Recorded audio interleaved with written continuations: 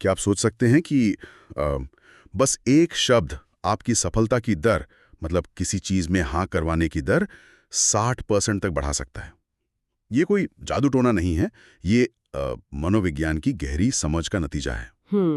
हम अक्सर सोचते हैं कि लोगों को हाँ कहने के लिए मतलब पर्सुएड करने के लिए बड़ी बड़ी बातें या बहुत लुभावने ऑफर्स चाहिए होते हैं, पर असलियत में ये चीजें काफी सूक्ष्म होते हैं।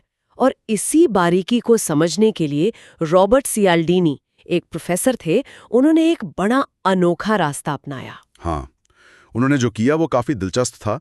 3 साल तक उन्होंने अपनी एकेडमिक दुनिया छोड़ी और गुप्त रूप से, मतलब किसी को बिना बताए, car salesman, telemarketer, fund raiser, ऐसी नौकरियां की। अच्छा, सीधा फील्ड में उतर गए। बिल्कुल।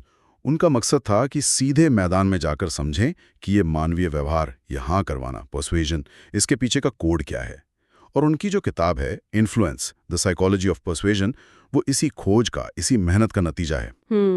और ये सिर्फ कोई सेल्स या मार्केटिंग की गाइड नहीं है ना? बिल्कुल नहीं। ये तो एक तरह से वो चाबी है जिससे हम समझ सकते हैं कि हम इंसान, हम फैसले लेते कैसे हैं। सही। तो आज हमारी इस गहन चर्चा का मिशन यही है कि सियाल्डीनी ने जो प्रभाव के 6 सार्वभौमिक सिद्धांत बताए हैं, उन्हें जरा खंगाला जाए। ये सिद्धांत अनजाने में हमारे रोजमर्रा के फैसलों पर असर डालते हैं। और ये समझना जरूरी है कि ये कोई चालाकी भरी तरकीबें नहीं है, बल्कि वो मनोवैज्ञानिक शॉर्टकट हैं जिनका हमारा दिमाग इस्तेमाल करता है इस जटिल दुनिया में रास्ता बनाने के लिए, जीने के लिए। तो आइए इनको खोलकर देखते हैं। बिल्कुल। और यहाँ ये समझना बहुत जरूरी है कि ये सिद्धांत जो हैं, ये एक दोधारी तलवार जैसे हैं। इन्हें जानना हमें सिर्फ दूसरों को बेहतर समझने में मदद नहीं करता, बल्कि ये भी दिखाता है कि हम कैसे और क्यों इतनी आसानी से प्रभावित हो जाते हैं। जैसा आपने कहा, ये मनोवैज्ञानिक शॉर्टकट हैं, ह्यूरिस्टिक्स कहते हैं इन्हें। आमतौर पर ये बड़े काम के होते हैं, मतलब हमें बिना ज्यादा सोचे समझे फटाफट निर्णय लेने में मदद करते हैं। लेकिन यही शॉर्टकट हमें कई बार गलत दिशा में भी ले जा सकते हैं, खासकर तब जब कोई इनका इस्तेमाल हमें खास इरादे से प्रभावित करने के लिए कर रहा हो। सही बात है, बिल्कुल। तो चलिए फिर पहले सिद्धांत से शुरू करते हैं, पारस्परिकता, रेसिप्रोसिटी। ये सिद्धांत उस गहरी मानवीय प्रवृत्ति के बारे में है कि हम किसी भी उपकार का बदला चुकाने के लिए एक तरह से मजबूर महसूस करते हैं, चाहे वो कितना ही छोटा क्यों ना हो। जैसे मॉल में चले जाइए, वो मुफ्त सैंपल मिलते हैं ना। हाँ हाँ, मिलते हैं। कई बार हम बस इसीलिए कुछ खरीद लेते हैं क्योंकि अरे मुफ्त में कुछ मिला है, भले ही जरूरत ना हो उस चीज की। ये तो बहुत ही आम अनुभव है। देखिए, पारस्परिकता का ये जो सिद्धांत है, ये हमारे सामाजिक विकास की एकदम जड़ में है। जिन समुदायों ने ये लेन देन या आपसी सहयोग अपनाया, वही आगे बढ़े, वही पनपे। सियाल्दीनी एक बड़ा दिलचस्प उदाहरण देते हैं हरे कृष्ण सोसाइटी का। अच्छा। हाँ, वो हवाई अड्डों पर लोगों को रोकते थे और अक्सर बिना पूछे ही उनके हाथ में एक फूल थमा देते थे। फूल? बस एक फूल? हाँ, बस एक फूल। और फिर दान मांगते थे। नतीजा ये होता था कि दान देने वालों की संख्या काफी बढ़ जाती थी। लोग जो शायद वैसे कभी दान नहीं देते, वो भी जेब से पैसे निकालने लगते थे। कमाल है। वजह साफ थी, वो अनचाहा सा फूल भी एक मनोवैज्ञानिक कर्ज का बोझ डाल देता था। एक तीव्र इच्छा पैदा होती थी कि इसे चुकाया जाए। तो मतलब ये कर्ज चुकाने की भावना इतनी गहरी है कि हम बिना सोचे समझे भी प्रतिक्रिया दे देते हैं, भले ही हमने वो उपकार मांगा ही ना हो। ये तो सोचने वाली बात है कि कैसे एक छोटी सी चीज भी हमारे व्यवहार को बदल सकती है। निश्चित रूप से। इसीलिए इस सिद्धांत का सार क्या है? पहले दो, और अगर हो सके तो अप्रत्याशित तरीके से और थोड़ा निजीकृत करके दो। ये एक तरह से मनोवैज्ञानिक बैंक खाते में जमा करने जैसा है। और सबसे मजेदार बात यह है कि लोग अक्सर जितना मिला है उससे कहीं ज्यादा लौटा देते हैं। अच्छा। हाँ, जैसे वो कुछ सेंट के फूल के बदले कई डॉलर्स का दान मिल जाता था। ये कोई गणित का तर्क नहीं है, ये मानवीय मनोविज्ञान का खेल है। वाकई, ये तो हुई पारस्परिकता। अब आते हैं एक और दिलचस्प सिद्धांत पर जो हमारे अपने ही व्यवहार से जुड़ा है, प्रतिबद्धता और स्थिरता, कमिटमेंट एंड कंसिस्टेंसी। ये सिद्धांत कहता है कि एक बार जब हम कोई राय बना लेते हैं या कोई वादा कर देते हैं या कोई स्टैंड ले लेते हैं, तो हम पर एक अंदरूनी दबाव होता है कि हम उसी पर टिके रहें, उसी के अनुसार व्यवहार करें, भले ही बाद में वो चीज उतनी तर्कसंगत ना भी लगे। हाँ बिल्कुल, हम सब अपनी बातों और कामों में एक जैसे दिखना चाहते हैं, कंसिस्टेंट दिखना चाहते हैं। ये हमारी सामाजिक छवि से जुड़ा है, हमारे आत्मसम्मान से जुड़ा है, और हमारा दिमाग भी कुछ ऐसे काम करता है कि वो हमारे पिछले फैसलों को सही ठहराने के लिए नए नए तर्क गढ़ने लगता है। सियाल्डीनी खिलौनों कंपनियों की एक बड़ी मजेदार, बल्कि कहें तो थोड़ी पेचीदा सी रणनीति का जिक्र करते हैं। अच्छा, खिलौने कंपनियां कैसे? वो क्या करते हैं, क्रिसमस से ठीक पहले किसी बहुत पॉपुलर खिलौने का जोर शोर से विज्ञापन करते हैं। हाँ, वो तो होता है। लेकिन वो जानबूझकर उसका पर्याप्त स्टॉक दुकानों में नहीं रखते। क्या स्टॉक कम रखते हैं? क्यों? हाँ, तो जब माता पिता वो खास खिलौना खरीदने जाते हैं और वो मिलता नहीं है तो जाहिर है निराशा होती होगी, बच्चा भी जिद करता होगा। बिल्कुल, और बच्चे को मायूस ना करने के लिए वो कोई दूसरा मिलता जुलता या वैकल्पिक खिलौना खरीद लेते हैं। ठीक है, ये तो समझ आता है। लेकिन खेल यहीं खत्म नहीं होता। सियाल्डीनी बताते हैं कि क्रिसमस गुजर जाने के बाद जब दुकानों में उस पहले वाले पॉपुलर खिलौने का स्टॉक वापस आ जाता है, तो बहुत से माता पिता जिन्होंने पहले अपने बच्चे से उस खास खिलौने का वादा किया होता है, वो वापस जाकर उसे पूरी कीमत पर खरीदते हैं। अरे बाद में क्यों? या एक इरादा भी महीनों बाद उनके व्यवहार को प्रभावित कर रहा था। ये तो मार्केटिंग का बड़ा क्लासिक और थोड़ा धूर्त तरीका लग रहा है, उपभोक्ता की मनोविज्ञान का फायदा उठाने का। पर क्या ये हमेशा काम करता है? आजकल लोग ज्यादा जागरूक नहीं हो गए हैं ऐसी तरकीबों को लेकर? ये बहुत अच्छा सवाल है। देखिए, जागरूकता तो बड़ी है, इसमें कोई शक नहीं, लेकिन ये सिद्धांत फिर भी प्रभावी है। क्यों? क्योंकि ये हमारी आत्म छवि से, हमारी पहचान से बहुत गहरे जुड़ा है। हम खुद को एक सुसंगत, एक भरोसेमंद व्यक्ति के रूप में देखना चाहते हैं। इसीलिए छोटी छोटी स्वैच्छिक और अगर हो सके तो सार्वजनिक प्रतिबद्धताएं करवाना इतना असरदार होता है। किसी से पूछना कि क्या आप ऐसा करेंगे, ये ज्यादा प्रभावी है बजाय इसके कि आप कहें आपको ऐसा करना चाहिए। हाँ, क्योंकि पूछने पर अगर उन्होंने हाँ कह दिया। बिल्कुल, एक बार हाँ कह देने के बाद पीछे हटना मनोवैज्ञानिक रूप से मुश्किल हो जाता है, और यही छोटे छोटे कदम बड़ी प्रतिबद्धताओं का आधार बनते हैं। जैसा कि कई बार हम सामाजिक या राजनीतिक अभियानों में देखते हैं, या फिर चरम मामलों में कल्ट्स द्वारा भी इसका इस्तेमाल किया जाता है। ये हमें सोचने पर मजबूर करता है कि हम कब अपनी ही स्थिरता के कैदी बन जाते हैं, कहाँ तक ठीक है और कहाँ पर हम बस आंख बंद करके अनुसरण कर रहे हैं। बिल्कुल, स्थिरता अच्छी बात है, पर आंखें बंद करके नहीं। चलिए अब तीसरे सिद्धांत की ओर बढ़ते हैं, सामाजिक प्रमाण, सोशल प्रूफ। ये इस बारे में है कि हम क्या सही है या क्या करना चाहिए, ये तय करने के लिए अक्सर दूसरों को देखते हैं, खासकर तब जब हम खुद किसी स्थिति को लेकर पक्के नहीं होते, अनिश्चित होते हैं। हाँ, ये एक तरह की भेड़ चाल वाली मानसिकता है जो अनिश्चितता में हमारा मार्गदर्शन करती है। सियाल्डीनी एक बहुत ही क्लासिक प्रयोग का वर्णन करते हैं। अच्छा, कौन सा? शोधकर्ताओं ने न्यूयॉर्क की एक बहुत व्यस्त सड़क पर एक आदमी को खड़ा कर दिया और कहा कि बस खाली आसमान में ऊपर देखो। खाली आसमान में? हाँ। फिर? तो इक्का दुक्का लोग ही रुके, थोड़ा धीमे हुए, ज्यादा कुछ नहीं हुआ। फिर उन्होंने 5 लोगों को एक साथ आसमान में घूरने के लिए खड़ा किया। अब रुकने वालों की संख्या थोड़ी बढ़ी, लेकिन जब उन्होंने 15 लोगों को एक साथ ऊपर देखने के लिए खड़ा किया, तो कुछ ही देर में लगभग पूरी राह चलती भीड़ रुककर ऊपर देखने लगी कि भाई आखिर ऐसा क्या है ऊपर। अरे, जबकि वहां कुछ था ही नहीं। कुछ भी नहीं था, बिल्कुल खाली आसमान। ये आसमान को घूरने वाला प्रयोग तो बड़ा मजेदार है।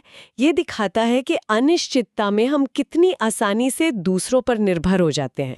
पर इसका मतलब क्या ये है कि भीड़ हमेशा सही होती है, या ये हमें गुमराह भी कर सकती है? ये बहुत ही जरूरी सवाल है। देखिए, सामाजिक प्रमाण अक्सर हमें सही रास्ता दिखाता है।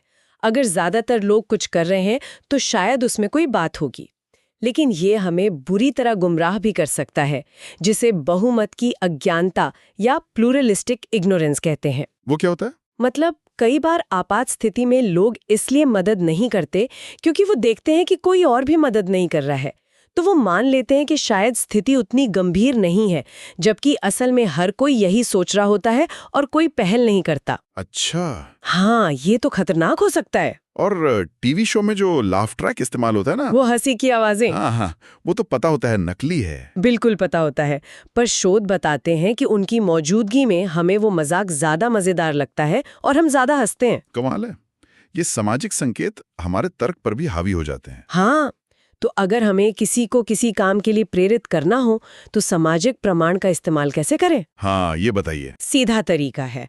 ये बताने के बजाय कि आपको क्या करना चाहिए, ये बताइए कि आप जैसे दूसरे लोग क्या कर रहे हैं।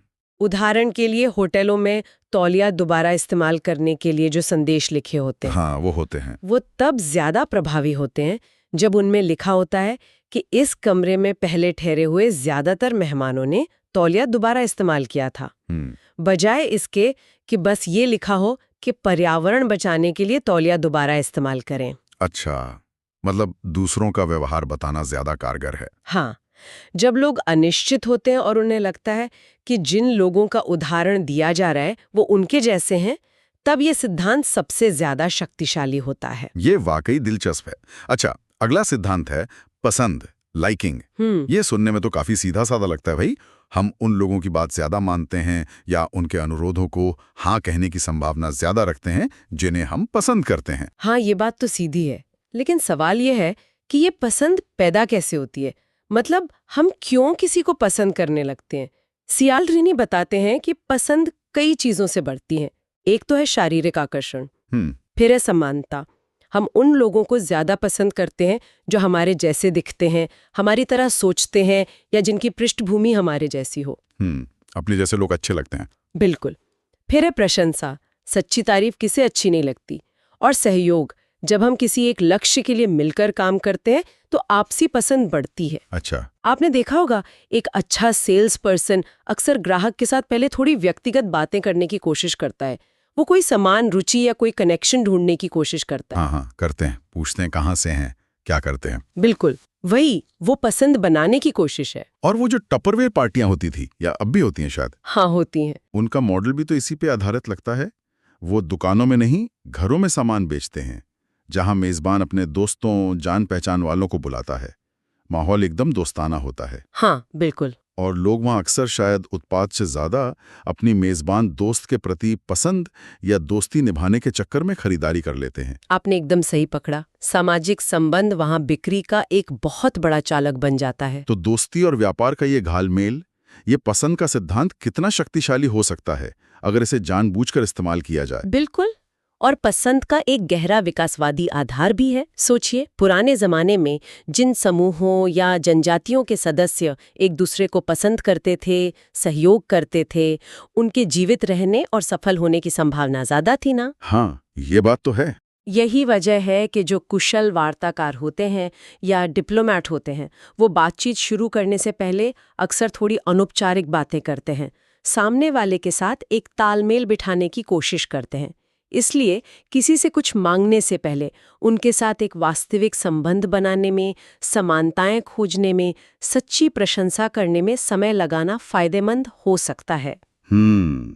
अच्छा, और पांचवा सिद्धांत है अधिकार, ऑथोरिटी। ये हमारे अंदर सत्ता या अधिकार के प्रति सम्मान और कभी-कभी आंख बंद करके आज्ञा मानने की गहरी प्रवृत्ति के बारे में है। हम वर्दी, टाइटल या विशेषज्ञता के दावों से बहुत जल्दी प्रभावित हो जाते हैं। हाँ, और स्टैनली मिलग्राम के जो प्रसिद्ध आज्ञाकारिता प्रयोग थे, उन्होंने इस प्रवृत्ति के भयानक पहलू को उजागर किया था। वो तो बहुत ही विचलित करने वाले प्रयोग थे। बहुत ज्यादा। उन प्रयोगों में सामान्य लोग सिर्फ इसलिए कि लैब कोट पहने एक अधिकारी दिख रहे व्यक्ति ने उन्हें निर्देश दिया, वो दूसरे व्यक्ति को, जिसे वो समझ रहे थे कि वो भी प्रयोग का हिस्सा है, खतरनाक, जानलेवा बिजली के झटके देने तक को तैयार हो गए थे, सिर्फ इसलिए कि किसी अधिकार वाले ने कहा। हाँ, ये दिखाता है कि अधिकार का दबाव हमारी नैतिक समझ पर भी कितना हावी हो सकता है। ये मिलग्राम का प्रयोग हमेशा सोचने पर मजबूर करता है कि कैसे अधिकार के सिर्फ प्रतीक, मतलब सिंबल, असल योग्यता से ज्यादा भारी पड़ सकते हैं। क्या आज भी हम वर्दी या टाइटल देखकर इतनी आसानी से प्रभावित हो जाते हैं, भले ही उस व्यक्ति में वो योग्यता ना हो?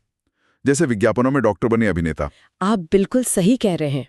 अधिकार के बाहरी प्रतीक जैसे डॉक्टर का सफेद कोट, पुलिस की वर्दी, कोई महंगी सी गाड़ी या कोई बड़ा सा एकेडमिक टाइटल, ये अक्सर वास्तविक विशेषज्ञता या योग्यता से ज्यादा वजन रखते हैं। जो धोखेबाज लोग होते हैं, कॉन आर्टिस्ट, वो अक्सर इन्हीं प्रतीकों का इस्तेमाल करके लोगों का विश्वास जीतते हैं। हाँ, ये तो होता है। लेकिन सियाल्डीनी ये भी बताते हैं कि सच्चा और स्थायी अधिकार बनाने के लिए आपको अपनी विशेषज्ञता, अपनी विश्वसनीयता दिखानी होती है और वो भी जरूरत पड़ने से काफी पहले। हाँ, और एक बड़ी रोचक बात उन्होंने कही क्या? कि कभी-कभी अपनी कोई छोटी-मोटी कमजोरी या गलती मान लेना, स्वीकार कर लेना, वास्तव में आपकी विश्वसनीयता को बढ़ा सकता है। अच्छा, ये कैसे? क्योंकि ये आपको ज्यादा ईमानदार, ज्यादा मानवीय दिखाता है। ये दिखाता है कि आप परफेक्ट होने का दिखावा नहीं कर रहे। ये थोड़ा विरोधाभासी सा लगता है, पर शायद हाँ, ईमानदारी का प्रभाव ज्यादा होता होगा। हाँ, ये दिखाता है कि आप में आत्मविश्वास है और आपको सब कुछ जानने का ढोंग करने की जरूरत नहीं है। और अगर हम इसे बड़ी तस्वीर में देखें तो समाज में व्यवस्था बनाए रखने के लिए अधिकार का सम्मान करना जरूरी भी है। लेकिन हमें ये सवाल खुद से पूछते रहना चाहिए कि हम वास्तविक योग्यता का सम्मान कर रहे हैं या केवल अधिकार के बाहरी प्रतीकों के आगे झुक रहे हैं। बहुत सही कहा। और आखिर में छोटा सिद्धांत, कमी या दुर्लभता, स्कार्सिटी। ये सिद्धांत इस विचार पर आधारित है कि जो चीजें कम उपलब्ध होती हैं या जिनके खत्म हो जाने का डर होता है, हम उन्हें ज्यादा चाहते हैं और उन्हें ज्यादा मूल्यवान समझने लगते हैं। आजकल जिसे फोमो कहते हैं ना, फियर ऑफ मिसिंग आउट, वो इसी से जुड़ा है। बिल्कुल सही। फोमो इसी का आधुनिक रूप है। वो जो हम हर जगह सुनते हैं, लिमिटेड टाइम के लिए ऑफर, स्टॉक में सिर्फ कुछ ही पीस बचे हैं, ये सेल आज रात खत्म हो जाएगी। हाँ हाँ, हर जगह। ये सब वाक्यांश हमारे दिमाग में एक तात्कालिकता, एक अर्जेंसी पैदा करते हैं। रियल एस्टेट एजेंट इसका खूब इस्तेमाल करते हैं। कैसे? अरे वो कहेंगे एक और खरीदार इसे कल देखने आ रहा है, या इस दाम पे ये प्रॉपर्टी ज्यादा दिन नहीं टिकेगी। ये सब क्या है?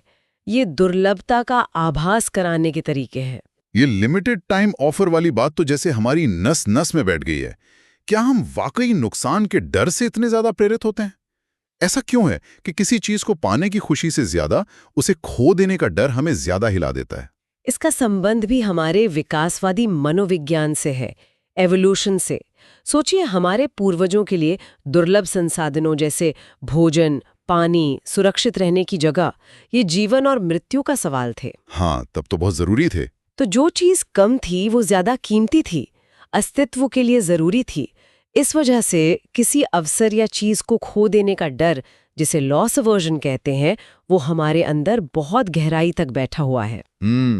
Loss aversion. हाँ, और शोध लगातार यही दिखाते हैं कि लोग संभावित लाभ की उम्मीद से ज्यादा संभावित हानि के डर से प्रेरित होते हैं। इसलिए किसी को कोई चीज खरीदने या कोई कदम उठाने के लिए प्रेरित करते समय ये बताना ज्यादा प्रभावी हो सकता है कि अगर वे देरी करते हैं तो वे क्या खो देंगे, बजाय इसके कि वे क्या हासिल करेंगे। मतलब फायदे गिनाने से ज्यादा नुकसान बताना कारगर है। कई मामलों में हाँ। तो ये थे प्रभाव के 6 सिद्धांत: पारस्परिकता, प्रतिबद्धता और स्थिरता, सामाजिक प्रमाण, पसंद, अधिकार और कमी। ये सब सुनने के बाद ये तो साफ है कि ये सिद्धांत हमारे आसपास हर वक्त काम कर रहे हैं, अनजाने में ही सही। लेकिन ये काम क्यों करते हैं? इनका आधार क्या है? मतलब व्हाई? जैसा हमने शुरू में बात की थी, ये सब असल में मानसिक शॉर्टकट है। ह्यूरिस्टिक्स। हमारी दुनिया जानकारी और विकल्पों से एकदम भरी पड़ी है और हमारे पास हर फैसले पर बहुत गहराई से सोचने का न तो समय होता है, न ही मानसिक ऊर्जा। सही बात है। ये 6 सिद्धांत हमें तेजी से और ज्यादातर समय कुशलता से निर्णय लेने में मदद करते हैं। पारस्परिकता क्या करती है? सामाजिक संबंधों को मजबूत करती है। स्थिरता हमें भरोसेमंद बनाती है। सामाजिक प्रमाण हमें दूसरों के अनुभवों से सीखने में मदद करता है। पसंद सहयोग को बढ़ावा देती है। अधिकार हमें विशेषज्ञों की सलाह मानने में मदद करता है। और कमी हमें जरूरी अवसरों को पहचानने में मदद करती है। ज्यादातर समय ये हमारे लिए फायदेमंद ही होते हैं। और अगर कोई इन सिद्धांतों को समझ जाए तो वो इन्हें अपने जीवन में कैसे इस्तेमाल कर सकता है? मतलब बेहतर संवाद के लिए, रिश्तों को बेहतर बनाने के लिए, ना कि सिर्फ अपना फायदा देखने के लिए। हाँ बिल्कुल, इन्हें सकारात्मक रूप से इस्तेमाल करने के कई तरीके हैं। उदाहरण के लिए सोचें, बेहतर रिश्ते बनाने हैं तो दूसरों की मदद करें या उनके लिए कुछ अच्छा करें, बिना तुरंत कुछ वापस पाने की उम्मीद के। ये पारस्परिकता का सकारात्मक उपयोग है। हाँ, बिना उम्मीद के देना। अपने प्रतिबद्धताओं को मजबूत करना है तो अपने लक्ष्यों या वादों को लिखें या दूसरों को उनके बारे में बताएं। ये प्रतिबद्धता और स्थिरता को आपके पक्ष में काम करवाएगा। लिखकर या बताकर। सही निर्णय लेना है तो देखें कि समान परिस्थितियों में सफल लोग क्या कर रहे हैं। ये सामाजिक प्रमाण है। लेकिन साथ में अपनी बुद्धि का भी प्रयोग करें, आंख मूंद कर नहीं। ठीक है। गहरे संबंध बनाने हैं तो लोगों में सच्ची दिलचस्पी दिखाएं, उनकी सच्ची तारीफ करें, साझा हित खोजें। ये पसंद बढ़ाने के तरीके हैं।